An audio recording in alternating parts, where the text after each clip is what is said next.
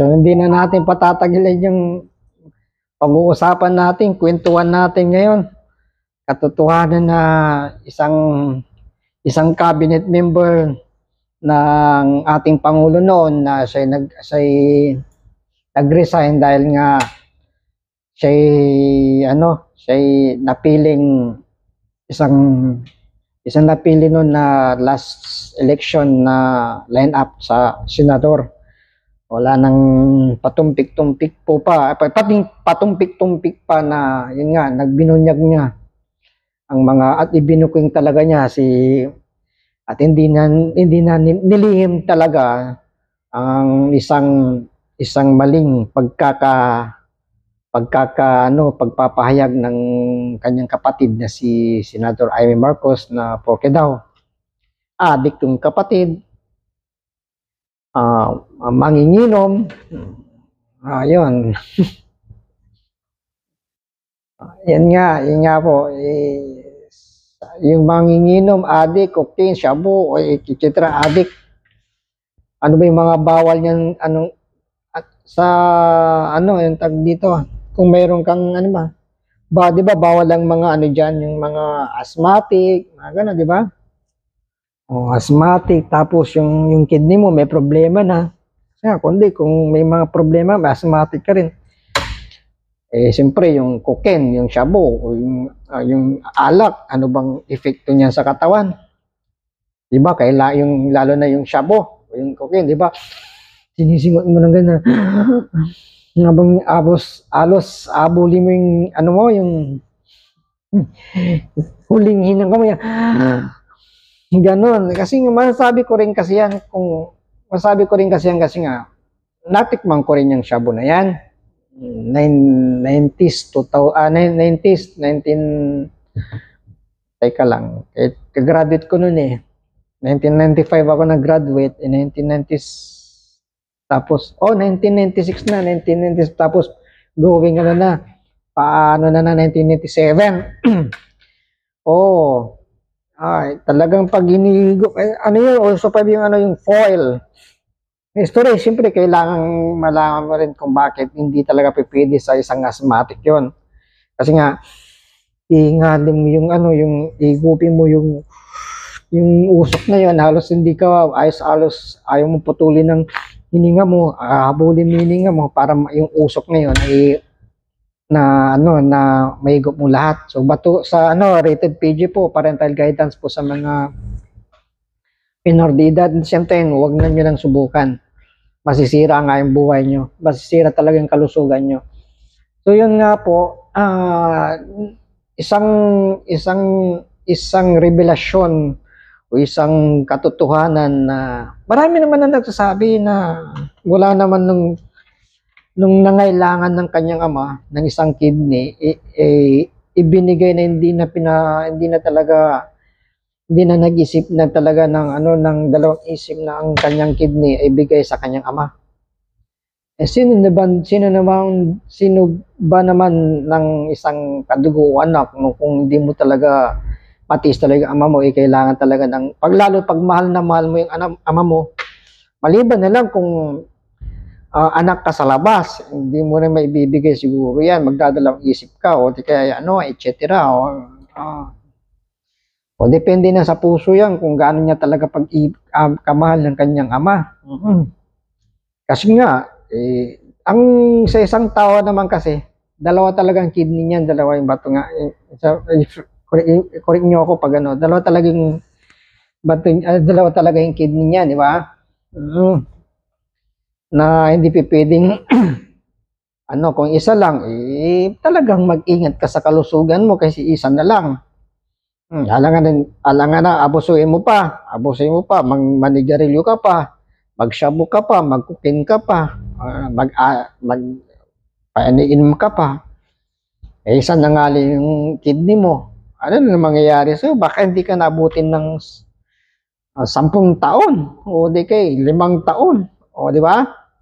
Para sa akin lang naman yung parang lang ba kumbaga ina-analyze ko lang na na hindi talaga pipwedeng yung kumbaga yung patutsada o yung banat ng kanyang kapatid na addict siya. Kasi sinabi namang addict eh. Pag sinabi ng addict, ano ba ibig sabihin ng addict? Addict na talaga siya, sugapan na siya, o talagang lulong na talaga siya. Yun yung ibig sabihin ng addict. Lulong na siya dahil sa droga, lulong na siya sa alak, ng mga bagay. Oo, addict nga eh. Sinabi, hindi naman nagpasugbali talagang diretso to the point talaga. Walang preno-preno eh. Addict eh. O, di ba? Kung isang kidney mo na lang sa asthmatic ka, makakaya mo pa ba yun?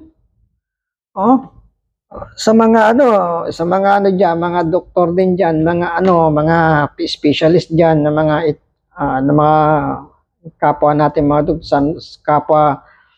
doktor, hindi naman kapwa kasi di man ako doktor. yung mga diyan, di ba? Diyos ko, asthmatic ka, yung alikabok nga lang eh. O mainit nga lang eh. O, sino may mga dyan, hindi naman talaga pwede.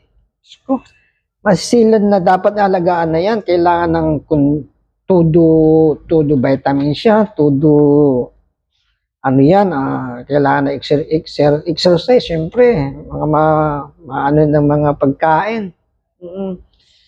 O, so, yun nga po yung sinasabi ni Senator Amy Marcos. So, makapag-isip ka rin totoo ba? Yung sinasabi ni Senator Amy, kung ganyan din naman pala ang ating presidente eh, isa lang kidney, tapos asthmatic pa, di ba? So, mag-iisip ka rin, magtatanong ka din. So, ano ba yan? Kasabi ba talaga ng katotohanan o talagang yung sabi nito yung meron lang talagang gustong pinoprotektahan o di kay meron lang gustong tawag dito is sinusuportahan, pinoprotektahan, ano ba yung kailangan ng gawin sa isang kaibigan o ano, di ba? Paano ipagpapalit mo lang yung kapatid mo sa isang ugali ng hindi natin alam kung kapatid nga niya, totoo o hindi. So, yun nga po, sinabi ng ating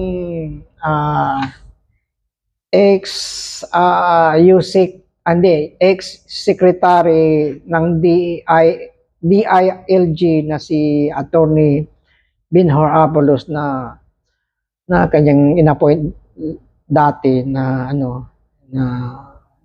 secretary, na isa na lang talaga yung kidney ng ating Pangulo at at the same time asthmatic siya. So hindi talaga pwedeng ito yung talaga binunyag ng ating kanyang cabinet na si ex-secretary Binhor Abalos. So pakinggan po natin ng pahayag sa balita dito kay Zia. Ano ba yung nito? Maraming vlog nito. Miga shoutout po sa inyo, Zia. Ayan Zia na dating cabinet. Ang title niya dito ng vlogger na to ay si Zia nga po. Dating cabinet itiniklo na si BBM. Malupit din ang pamagat nito. So, totoo nga, pinatotohanan talaga ng ating ex-secretary ng DILG na si Binhor Abalos na ang ating presidente ay iisa lang talaga ang kidney niya. In the same time, asthmatic siya. Taas noo talaga yung ibinunyag yun. So, pakinggan po natin ang kanyang pahayag. Grabe, ayan na. Dating kabinete, ibang grupong Marcos, nagsalita na at ibinunyag ang itinatago ng Pangulo. To put this on record, kung meron isang anak na uliran, na mahal niya ang tatay niya, yan si Presidente Bongbong Marcos. Bakit? Alam niyo kayo ito, 1980s, namamatay noon si Pangulong President Ferdinand Marcos Sr. Kailangan may mag-donate ng kidney. Alam niyo ba kung sino nag-donate? Ang ating Presidente, President Bongbong Marcos. 1980. Kaya siya, iisa na lang kidney niya. Isipin mo, bibigay mo sa tatay mo. Hindi mo alam kung mamamatay ka rin. Hindi mo, that was close to 40 plus years ago. Hindi mo alam ano epekto sa iyo. He was in his 20s. Will he have the same quality of life? Kaganda pa ang kabuhayan ng ating Pangulo. Isipin mo. Ito may makaka-apekto sa kanya. Ito may magiging baldado siya. No one knows. Pero iisang alam natin, gano'ng magmahal ang ating Pangulo. So on record, he only has one kidney. At hindi lang yun. Ang ating Pangulo ay asthmatic. May asthma siya. Tell me, kung iisang kidney mo, kung asthmatic ka pa, hindi ka pa magsigarilyo. Sigarilyo lang ba? Wala magdadrive ka pa ba?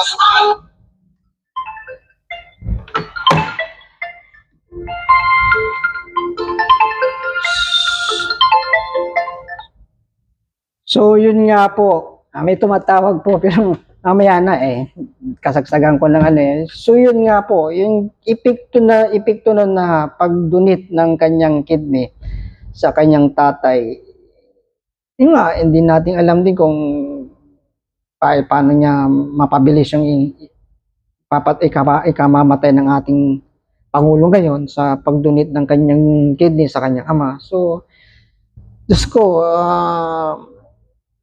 yun nga, asthmatic pa siya. So, paano mo pa magagawang maging mag-addict ka o titikim ka o mag-ano ka ng mga bawal na gamot, lalo yung mga alak na yan.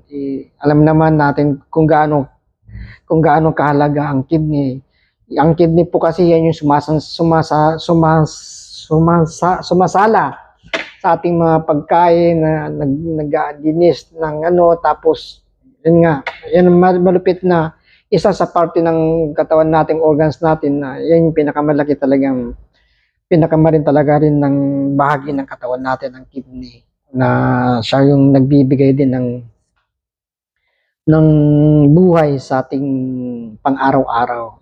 So yun nga po, isang revelasyon na napakahalaga revelasyon sa ating Pangulo na hindi na maaari talagang magbisyo o hindi na talagang maaari talagang gumawa ng mga ganyang routine ng kanyang buhay na mag-addict pa siya o di kaya yung kanyang katawan ay abusuin pa niya. In the same time, pinakadabis dyan yung kung gaano niya kamahal ng kanyang tatay. Hindi niya alam kung paano yung kinabukasan pa niya. Kumbaga, yung susunod na mga taon, susunod na mga na darating pa, kung binigay mo na nga yung kidney mo, na isa na lang, malay mo, kasi kung sakaling nagkaroon nga din ng failure, o di kaya abusoy mo pa yung kidney mo, ano na ba yung, nang susuporta sa isang kidney? Hindi, wala na. Asthmatic ka pa, paano yung masasabi rin na, hindi na, matadali naman tayo mga tao. Kung gustong gustong malaman. So, sinabi na nga ng ating ang kanyang secretary dati na si Vinhor Abalos na ipinahayag niya, binunya niya talaga nangyari. Iyon yung talagang katotohanan. So, malabo naman siguro, malabo talaga mangyari yung sinasabi ni Senator Amy.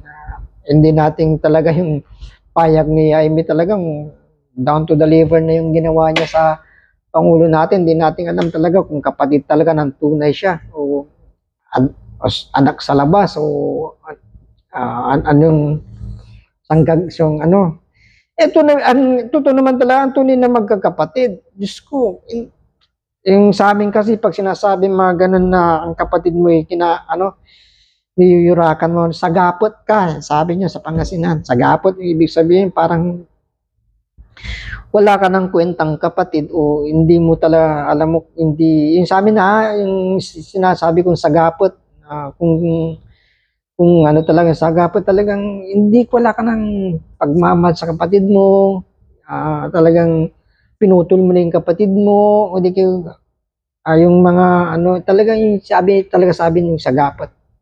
kung hindi ka talaga totoong kapatid mo, ganun. O talagang ganun yung sabi sa amin sa Pangasinan, sagapit ka. Alam mo, wala sa Tagalog, wala kang kwentang kapatid, mga ganun. Para sa amin yung tawag doon yung sagapit, parang hindi ka talaga tunay na kapatid, mga yung sagapit sa amin nga. So, yung mga Pangasinan dyan, biga shoutout, alam niyo po yung sagapit. Sagapit na tatawagin kong mga isa kang kapatid na hindi ka nagmamahal sa yung kapatid mo. Selfish ka, may ganun, mga lahat ng yung sagapat na yun.